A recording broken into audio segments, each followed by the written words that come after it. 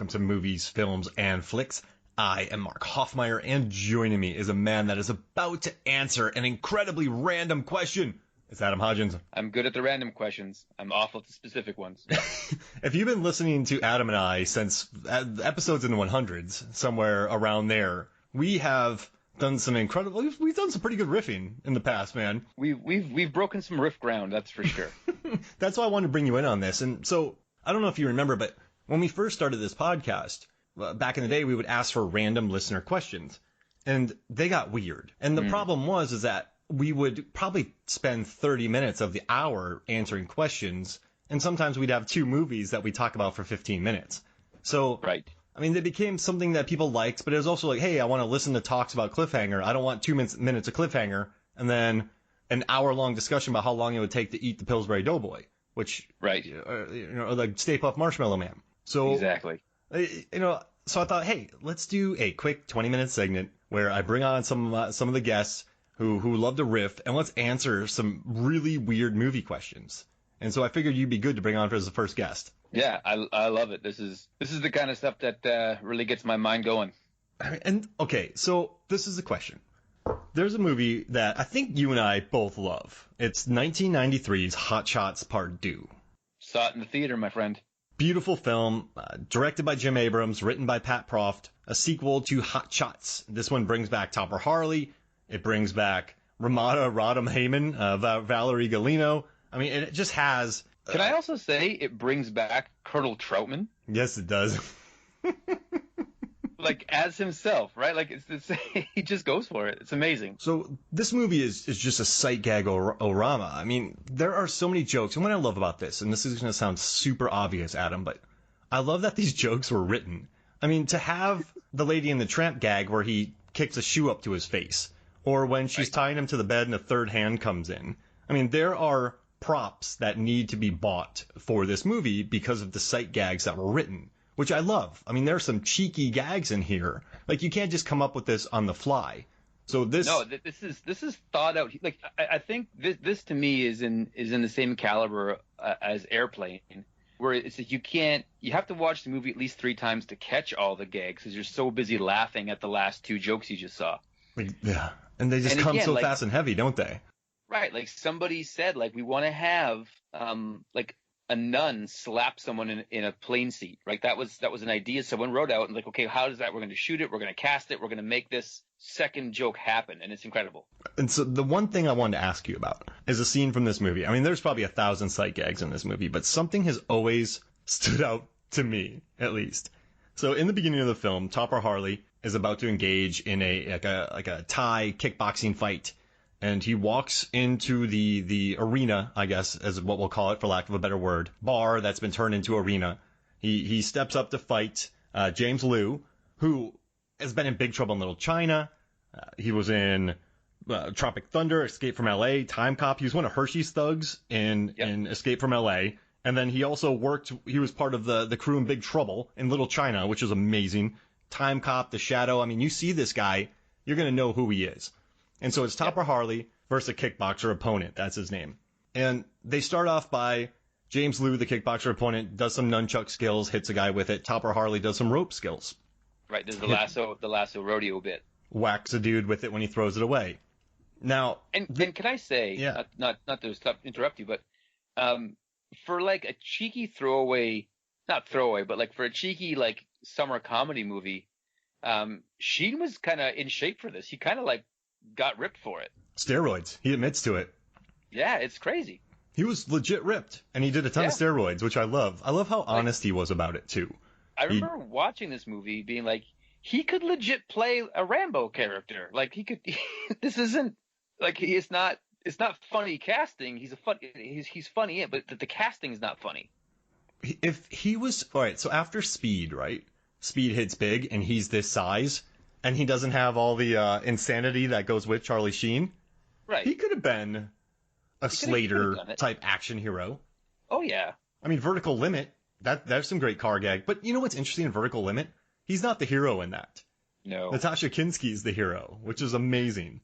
It is. So anyways, back to your question. Yeah, back to that. So, I haven't got there yet. Yeah.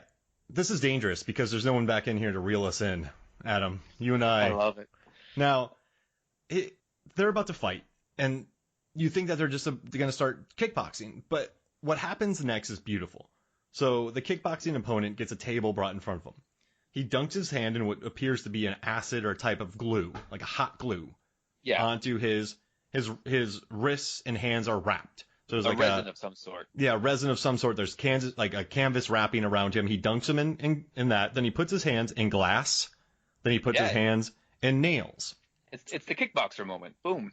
And then he lifts his fists up and he's shaking them. He has just these punches. If they touch you, you're cut. You're in a lot of trouble. Right. But then you cut to Topper Harley, and he dunks his hand in some caramel. Yeah. And then he pulls his hands up, and he's just thinking about what to do next. He's thinking about where to go. Is he gonna do the Skittles? Is he gonna do the? No, it was Skittles, correct? Or was it Sixlets? They looked like M&Ms, but it was unclear. It was a rainbow candy. But I'm gonna say I didn't see any blue in it, so I think it was Skittles. Got it. Yeah. So I didn't think it was M&Ms.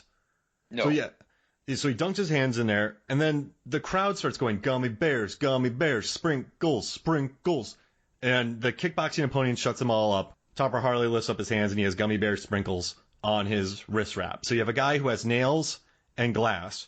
Then you have Topper Harley who has caramel and gummy bears and sprinkles on his fists. It's a wonderful sight gag. I mean, someone was sitting there late at night and they wrote this. And then the prop department had to go get it. And then they had to film it. It's a glorious idea. But my question to you is, Adam. Yeah, hit me with it, Mark. You're fighting. Yeah. You're fighting the same opponent. Like I do. Yes, every weekend. Yeah. In the greater Toronto area, you're the king. And king of the candy garage fights. Candy garage fights. You walk in. Now, you have a choice of caramel or chocolate syrup, which you see in the scene. So you can dunk your hand in those. And then you have an option of Oreos, nuts, gummy bears, sprinkles, chocolate or rainbow, Skittles, or kind of like a crunchy popcorn type substance. And I'm going to let you add an extra wild card candy to your fists. Okay. What would you pick? Okay, so here's what I would do and why. I would use the caramel sauce first, because chocolate never lasts long enough, I find, and anything that has caramel, it's sticking to everything. You're sticking caramel off, it gets everywhere. You can't ever get rid of it. So I want as much adhesive power as I can get for my furious candy fist. So smart. I'm going to use the caramel because it's a better adhesive. On my left. Oh. Here we go. On my left fist, I'm going to put Skittles. Because even eating Skittles gives you a sore jaw. Yeah, so terrible. I imagine getting punched with Skittles would give you also a sore jaw. So I'm going to put Skittles on my left fist. And that's smart because they won't condense when you punch. Right. Like when you punch somebody and they might crack, that shell might crack a little bit, but there's still going to be some Skittles left to punch. Does that make sense? They're not going to collapse. Exactly. So I'm going to put Skittles on my left fist and nuts on my left fist because there's a chance, and I'm assuming it's mixed nuts, that there's like cashews and peanuts and everything in there, that my opponent has a nut allergy. Absolutely. And you'll be throwing some back fists sometimes. And you hit him once, boom, back fist, and then he's down. He's getting his EpiPen. He's caught, like it's game over if I land. And so I'm playing the odds on that one. I don't think nuts on their own are very painful, but I'm going to go with that. But now here's on my right fist, because I'm going to jab with my left. Jab, jab, jab, and you keep distance, right? And he's coming in, boom, boom, jab, jab. You know this. But for my power shots, Mark, because I don't need to have power for the peanuts and then mixed nuts to do their work. They just need to come in contact. There's no power. But on my right fist, where I'm going to throw my straights and my hooks, my body shots, Mark, my power, driver, I'm going to put a Skittle base. Smart. Again, for that non-compressive power. But then my X Factor candy is I'm going to lace it with a layer of Pop Rocks. Wow. Because when those Pop Rocks, I imagine that my jabs, boom, boom, boom, boom. Like I'm strong. I imagine there's going to be some contusions and there's going to be some lacerations, not big ones, but just enough to break the skin. But you get Pop Rocks going into the blood, Pop Rocks going into the sweat. They're going to do my work for me. They're going to drive that guy crazy. It's popping everywhere. Can you imagine trying to focus, Mark, when you got a cut above your eye with Pop Rocks in it just exploding? And then dripping in your eye, the blood and Pop Rocks just going into your eye. Pop Rock is my X factor. That's it. So nuts and Skittles on my left for my distance shots, and then boom, my power shots will be a strong base of Skittles with Pop Rocks on them. Oh my gosh, that's amazing. That's that's I think the ultimate candy crush boxing gloves. That's why you're undefeated. Like that's why you bring it. They don't see it coming. They don't see it coming. Now I did consider Milk Duds. Oh yeah.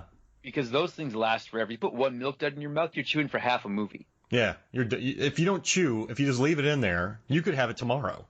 Right. So I think you just don't choke on it. You could take it out at night and then put it back in the morning. So I think they would flatten over my fist over time to be like a secondary layer of looks like impact laden sugar. But I think the irritation of the Pop Rocks will get into the person's head mentally, because as you know, in any physical combat, it's 80% mental, Mark. And very sweaty. Very sweaty, very mental. You get in there, boom, boom, boom, and you let the candy do the work for you. And that's why, you've never gone the distance. I once saw someone that you were fighting lose their minds because of the Pop Rocks. Yeah. It's crazy. And the thing is, I'm a bit of a showman. So what I always do is I do both fists get the Skittles treatment. Boom. The crowd goes nuts. They see me take my left fist and dip it in the mixed nuts, and they reach a fever because they know it's going to happen. But then out of my shorts, I pull that little paper package of Pop Rocks, and I slowly tear it, and the place erupts. Now, do you tear it with your hands or your mouth? Like one hand to your mouth, or do you do it with two hands? I tear it one hand, one mouth, hold the teeth together, and at that point in time, the crowd is reaching a fever pitch. Like Hulk Hogan Mania 3 level fever pitch. And whoever it is that I'm fighting, I'm in their head. They know that they don't stand a chance. They're like, this is game over. What have I gotten myself into? And then it's just a waiting game. You just wait for your opportunity and you Pop Rocks. Every foot is going to be stomping in unison when you do it. Oh yeah, absolutely. Oh man. Just tearing it off, then you spit the wrapper out, that stuff you tore? Yeah, you got to spit it. Like, come on, I'm not a mean person, but you got to act tough in the ring. You got to, because you got to get in your own head. Yeah. It's not just about psyching somebody else out, Mark. You got to get in your head that this is your house, and this guy's in your house, and you got to get him out of your house. What's he think he's doing here? Time for the Pop Rocks. So your weapon of choice, your wild card, really explains your character as a nice human being. You're trying to defeat your foe mentally with those Pop Rocks. They aren't going to cause insane bodily harm on this person. It's just getting in their heads while you punch them in their heads. So I was listening to an interview with Ken Shamrock recently. And so he's back into the professional wrestling world right now. But before that, he was doing bare knuckle fighting. Yeah, MMA, UFC, Pride, all over the place. But he wasn't in UFC or Pride. He was in another organ. I forget what it's called. But BKFC, it was like bare knuckle fight. Yeah, bare knuckle. And he was saying that the bare knuckle league was actually more humane than UFC because you hit a guy one time with a bare knuckle and he goes down. But because they have those padded gloves in the UFC, you can punch a guy over and over and over again, and he's not getting knocked out, but he's getting concussed more often. So it's actually safer to fight bare knuckle, Ken Shamrock told me. So I think I'm the Ken Shamrock of candy fighting. I would say so. I want to get this over as quickly as I can. Man, I think you're gonna respect and hate my pick. Okay, I'm very excited. excited. That. You're the Ken Shamrock, because not wrestling though, because he did heel hooks. Those are mean. He did heel hooks. Those were bad. Yeah, that's vicious. He had a good wrestling run in the WWE. He did. I thought he should have been the champ. He was. I wonder if people, and he could have beaten up everybody there legitimately too. Oh yeah, no, everybody there was really scared of him. Remember when Tank Abbott tried to do WCW? It was ridiculous. So when Mickey Rourke did The Wrestler, he was supposed to fight or do a WrestleMania match with Chris Jericho, but he got scared because Jericho was like doing the Jericho thing. he was scared that Jericho was going to take liberties with him and actually like hurt him. So he showed up to just do a bit at Mania, but he brought a bodyguard, and that bodyguard was Frank Shamrock, Ken's brother. Oh, I love it. Frank fought in the UFC as well. He was a monster. Great 185-pounder. Oh, I love it. All right, are you ready for some life-changing? I want this so bad. Okay, you gotta go caramel. Chocolates for fools. Right? Chocolate's a rookie mistake. Yeah, I mean, that's when you get too cocky, and that's when you get knocked out, when you go for chocolate. So you gotta dunk it in caramel. So I'm dunking in caramel. I'm obviously staying away from the sprinkles. Can't do the sprinkles. The popcorn doesn't look too good to me. I'm gonna do something crazy. I'm gonna do Oreos. Okay. Because if you think about an Oreo, you could get a jagged edge on that. Now, absolutely, it is crumbly, but if it's on your knuckle and it's jagged, it'll pop somebody. It'll be good. Yeah, absolutely. I'm going for lacerating, right? I really want to. So on my short list, I had crushed up Score Bar. Oh man. For his laceration ability, but I went with the Pop Rocks instead. Yeah, I'm going brutal with this. Then I got to do it, but you got to do the nuts. You got to do the nuts. Yeah. It's a no-brainer. I like Skittles, but you're not going to lacerate anybody with Skittles. Skittles is blunt force only. Yeah. And that's why you're the Ken Shamrock of the exactly. Yeah, of the fight leagues. So right now I have Oreos and I have Oreos and I have nuts because I want laceration, both this. Now, I was thinking about maybe adding the weapon called the Jawbreaker. Which I'm not going to do. Very unwieldy. I would maybe have to squeeze it in between my fists to have extra punching power.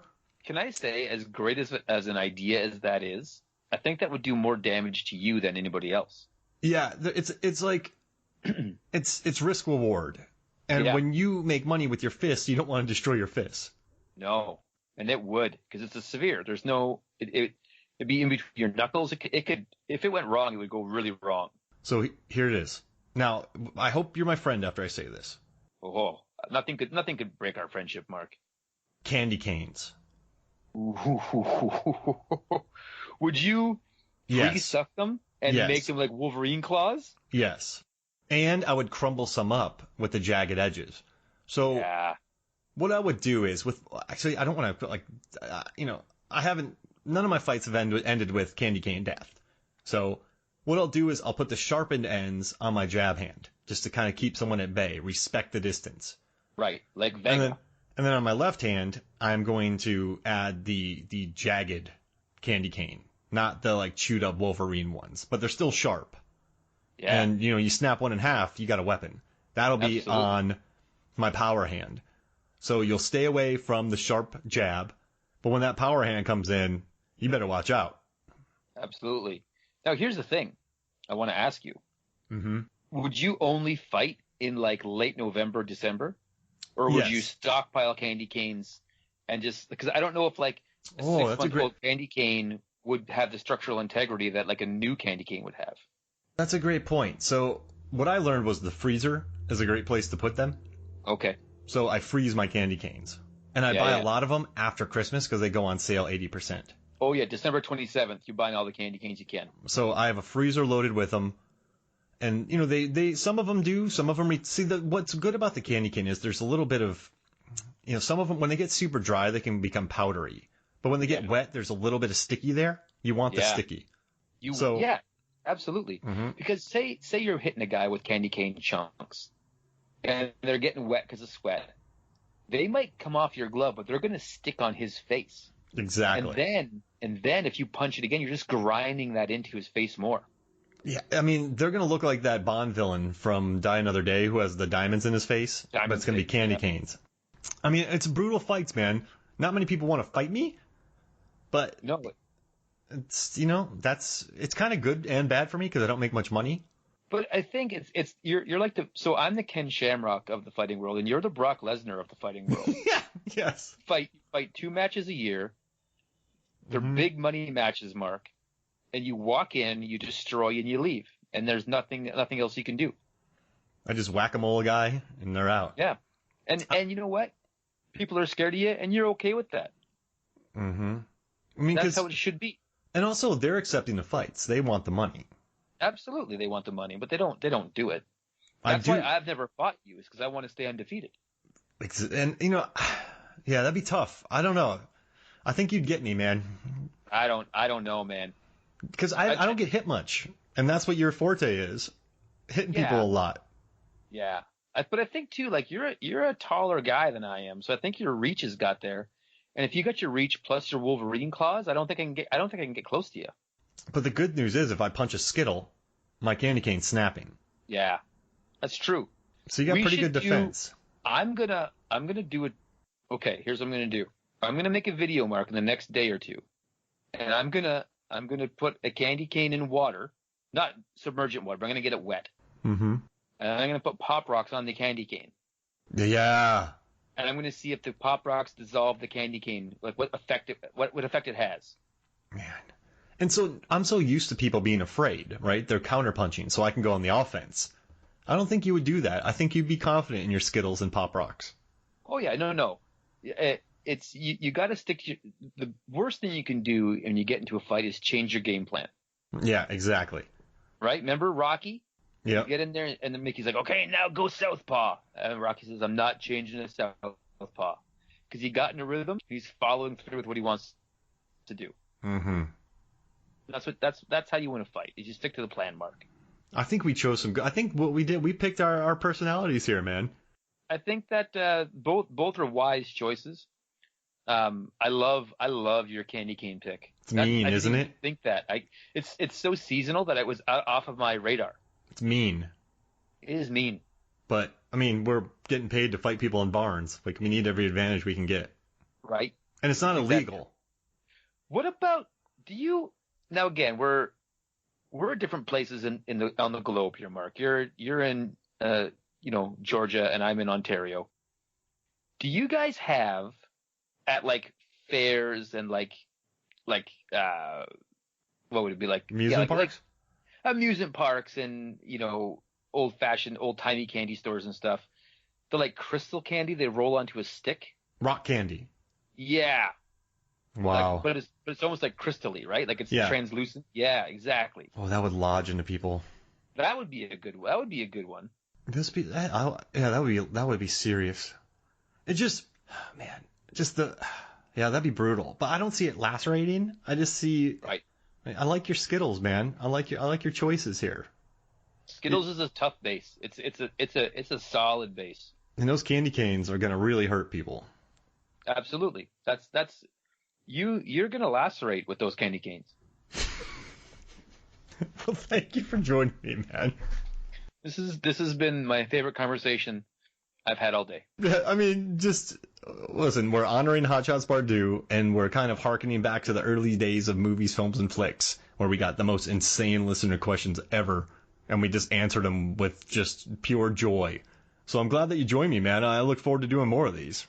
Oh, I can't wait. Oh, this was good. Oh, all right. So for me, Mark Hoffmeyer, and for Adam Hodgins, this is Movies, Films, and Flicks. We'll see you next week.